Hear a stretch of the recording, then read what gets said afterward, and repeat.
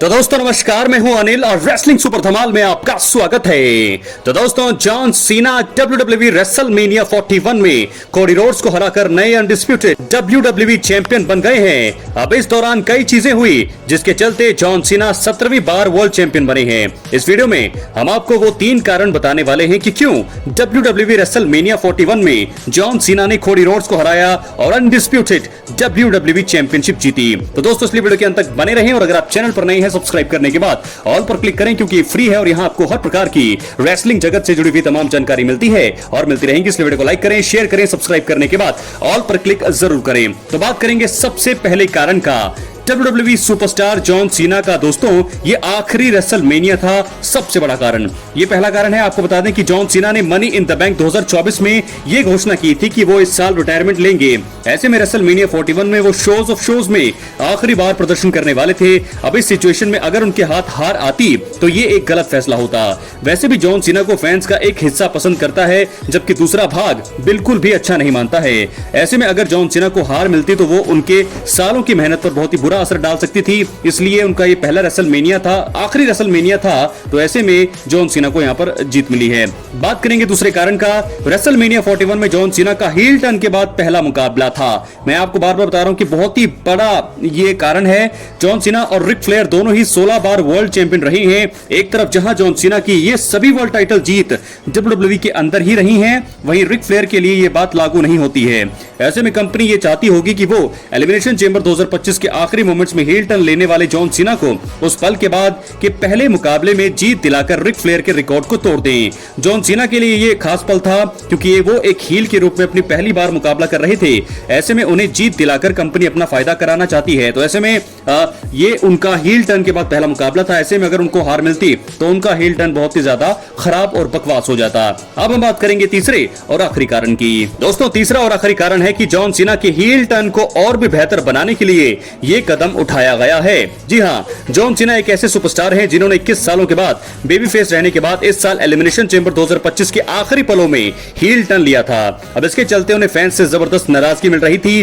Company ये जानती थी कि अगर उन्हें जॉन सीना के हील टर्न के बाद के समय को और भी ज्यादा बेहतर बनाना है तो उसके लिए कुछ ऐसा करना होगा जिससे जॉन सीना को फैंस और भी ज्यादा नापसंद करें। ये अब क्रिएटिव टीम पर डिपेंड है कि वो जॉन सीना को किस तरह से आगे दिखाती है। तो दोस्तों बड़ी बात, 3 बहुत ही बड़े कारण मैंने आपको बता दिए हैं कि आखिरकार क्यों जॉन सीना ने कोडी रोड्स को हराकर 17वीं बार वर्ल्ड चैंपियनशिप जीती है। तो तीनों ही कारण बहुत बड़े हैं और मैंने आपको वैसे भी बता दिया था जब एलिमिनेशन चेंबर 2025 बहुत सारे सोशल मीडिया रिपोर्ट्स में और हर जगह यही बात चल रही थी कि जैसे ही जॉन सीना ने हील टर्न लिया अब उनका जीतना कंफर्म है, 17 टाइम वो चैंपियन बनेंगे और ऐसा हमें देखने को मिला। खास बात यह रही कि ये मुकाबला ज्यादा लंबा नहीं चला, रॉक नजर नहीं आए। बहुत ही बड़ा मुझे लगता है कि ये गलत फैसला हो सकता है, रॉक को आना चाहिए था। ट्रेविस स्कॉट नजर आए यहाँ पर। अगर ट्रेविस स्कॉट दोस्तों उनकी जगह अगर रॉक और जॉन सीना होते तो मुझे लगता है कि बहुत ही खतरनाक एंडिंग होती रेसलमेनिया 41 के नाइट 2 के मेन इवेंट की, लेकिन ऐसा नहीं हुआ। रॉक नजर नहीं आए। जॉन सीना 17वीं बार वर्ल्ड चैंपियन बन गए हैं। रिक फ्लेयर के रिकॉर्ड को उन्होंने तोड़ दिया है और ऐसे में वो एक ऐसे पहले सुपरस्टार हैं जिन्होंने सबसे ज्यादा बार टाइटल अपने नाम किए हैं WWE में। तो बहुत बहुत बधाई जॉन सीना को। तो ऐसे में दोस्तों कोडी रोड्स अब हार चुके हैं। कोडी रोड्स जो है अपना अनडिस्प्यूटेड WWE टाइटल हार गए हैं। 1 साल के बाद उनका ये रेन रहा। पिछले साल उन्होंने रोमन रेंस को हराकर ये टाइटल जीता था, लेकिन अब जॉन सीना के हाथों जो है वो अपने टाइटल को हार चुके हैं। तो ऐसे में John Cena 17 time world champion बन चुके हैं, सपना पूरा किया है, रिकॉर्ड तोड़ दिया है। और 8 सालों का जो आपको बता दें कि उनका जो स्ट्रीक थी, शर्मनाक स्ट्रीक, 2017 में वो आखिरी बार रेसल में सिंगल्स मुकाबला जीते थे, वो भी रेसलमेनिया में, और एक बार फिर 8 सालों के बाद वो सिंगल्स मुकाबले में उन्हें जीत मिली है। तो बहुत बड़ा पल। हालांकि दोस्तों ये मुकाबला बहुत छोटा रहा, थोड़ा लंबा अगर ये मुकाबला चलता तो और भी ज्यादा इंटरेस्टिंग होता और भी ज्यादा अच्छा होता। एंडिंग दोस्तों थोड़ी मुझे पसंद नहीं आई। अगर एंडिंग यहाँ पर रॉक होते, कुछ अच्छे तरीके से एंड होना चाहिए था। कोडी रोड्स की तरफ से हमें कोई भी सुपरस्टार नजर नहीं आया जो यहाँ पर हेल्प करे कोडी रोड्स की। लेकिन अब ऐसे में सवाल ये उठते हैं कि जॉन सीना जो है अब क्या करने वाले हैं। 3 बड़े कारण। सबसे पहला कारण कि जॉन सीना का ये आखिरी रेसलमेनिया था, उनको जीत दिलानी थी। दूसरा कारण कि ये हील टर्न के बाद जॉन सीना का पहला मुकाबला था। और तीसरा और आखिरी कारण ये था कि जॉन सीना के हील टर्न को और भी ज्यादा बेहतर बनाने का ये मौका था। और अब जॉन सीना बन गए हैं 17 टाइम वर्ल्ड चैंपियन, और ऐसे में अब उनकी बादशाह हो चुकी है शुरू विद चैंपियनशिप। तो ट्रेविस स्कॉट नजर आए, रॉक नजर नहीं आए। दोस्तों क्या आपकी खामियां हैं, क्या आप चाहते हैं, क्या आपको कैसा लगा आपको रेसलमेनिया 41 नाइट 1 नाइट 2 के मेन इवेंट्स के बारे में क्या है आपकी राय अपनी कमेंट बॉक्स में जरूर दें। और अगर आप चैनल पर नए हैं सब्सक्राइब करने के बाद ऑल पर क्लिक करें, क्योंकि ये फ्री है और यहां आपको हर प्रकार की रेसलिंग जगत से जुड़ी हुई तमाम जानकारी मिलती है और मिलती रहेंगी। इसलिए वीडियो को लाइक करें, शेयर करें, सब्सक्राइब करने के बाद ऑल पर क्लिक जरूर करें। दोस्तों आपको बता दें कि जॉन सीना एक उनका जो फेस था काफी ज्यादा एक्साइटेड वो नहीं थे, जैसे कि उनको पता था कि वो जीतने वाले हैं। और ऐसे में अब जो है देखने वाली बात होगी कि उनका रेन कितना लंबा चलता है। हालांकि ये लास्ट साल है उनका, और कि कब तक चलता है और कौन कौन से सुपरस्टार से उन्हें भिड़ने का मौका मिलने वाला है। तो दोस्तों अब हम बढ़ेंगे अपने अगली स्टोरी की तरफ जो जुड़ी है रोमन रेंस से। जी हाँ दोस्तों, जॉन सीना की तो बात हमने कर ली कि 3 कारण मैंने आपको बता दिया कि क्यों आखिरकार जॉन सीना चैंपियन बने हैं 17 टाइम, वो भी रेसलमेनिया में, वो भी कोडी रोड्स को हराकर।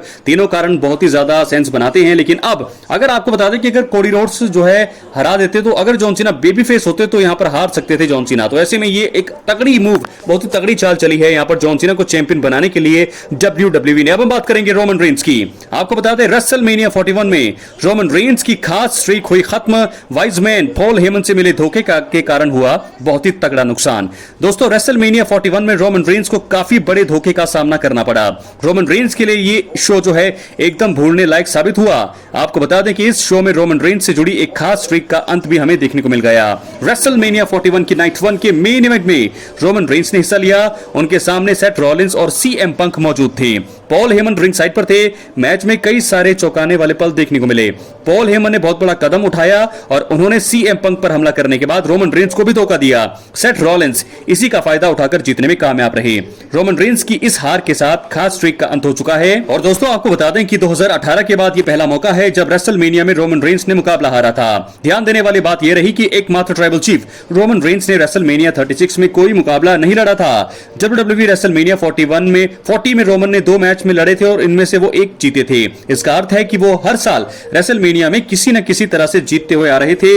इस साल उनकी किस्मत पूरी तरह से खराब रही। पॉल हेमन के धोखे के चलते उन्हें तगड़ा नुकसान हुआ है, क्योंकि खास स्ट्रीक जो है खत्म हो गई है। दोस्तों रोमन रेंस ने रेसलमेनिया 40 में हार के बाद लंबा ब्रेक लिया था और वो सीधा समर स्लैम में आए थे।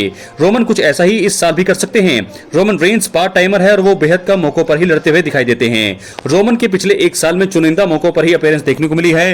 रोमन रेंस को आने वाले किसी शो के लिए अब तक एडवर्टाइज भी नहीं किया जा रहा है। तो ऐसे में बहुत ज्यादा चांसेस हैं कि एकमात्र ट्राइबल चीफ यानी कि रोमन रेंस इस साल भी लंबा ब्रेक ले सकते हैं। पॉल हेमन ने वैसे भी उनका साथ छोड़ दिया है, तो रोमन अब थोड़े महीनों के बाद ही आकर अपने फॉर्मर वाइजमैन पॉल हेमन के साथ स्टोरी की शुरुआत कर सकते हैं। तो दोस्तों मैंने आपको अब यह भी बता दिया है कि रेसलमेनिया 41 में करारी हार के बाद रोमन रेंस ब्रेक पर जाने वाले हैं। लंबा ब्रेक ये हो सकता है, क्योंकि पहले तो पॉल हेमन साथ थे, पॉल हेमन के लिए उनको आना पड़ा, लेकिन ये ब्रेक अब कितना लंबा होता है, क्या वो फिर समर स्लैम में ही वापसी करेंगे या उससे भी लंबा ब्रेक इस बार हो सकता है।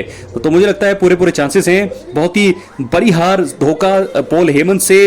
रोमन रेंस के लिए क्या है अगला कदम, वो तो जब वो वापसी करेंगे तब पता लगेगा। लेकिन ये चीज तो मुझे तो कंफर्म लग रही है कि सेथ रॉलिंस के सामने सीएम पंक होंगे, सीएम पंक आएंगे, लेकिन रोमन रेंस अब ब्रेक पर जाने वाले हैं। और अब जो है यहां से सेथ रॉलिंस का एरा शुरू हो चुका है विद पॉल हेमन।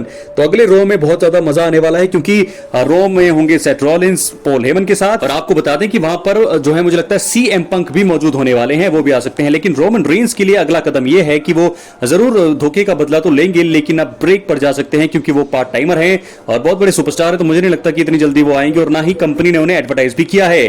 तो रोमन रेंस को मिली है बहुत बड़ी हार। सेथ रॉलिंस के साथ जुड़ चुके हैं पॉल हेमन, जैसे कि मैंने पिछली कई वीडियोस में आपको बताया, और वही हमें देखने को मिला 41 की नाइट 1 और नाइट 2 में। दोनों ही चांसेस थे। हमें पता था कि सेथ रॉलिंस जीतने वाले हैं, पंक जाएंगे रॉलिंस के साथ, और दूसरा हमें पता था कि जॉन सीना हराने वाले हैं कोडी रोड्स को। और दोनों ही मैच हमने देखे, कमाल के दोनों हमें मेन इवेंट देखने को मिले। लेकिन जॉन सीना की दोस्तों जिस प्रकार जीत हुई, क्या आप उस एंड से सहमत हैं? अपनी राय कमेंट बॉक्स में जरूर दें। मिलते अगली वीडियो में। बहुत बहुत धन्यवाद।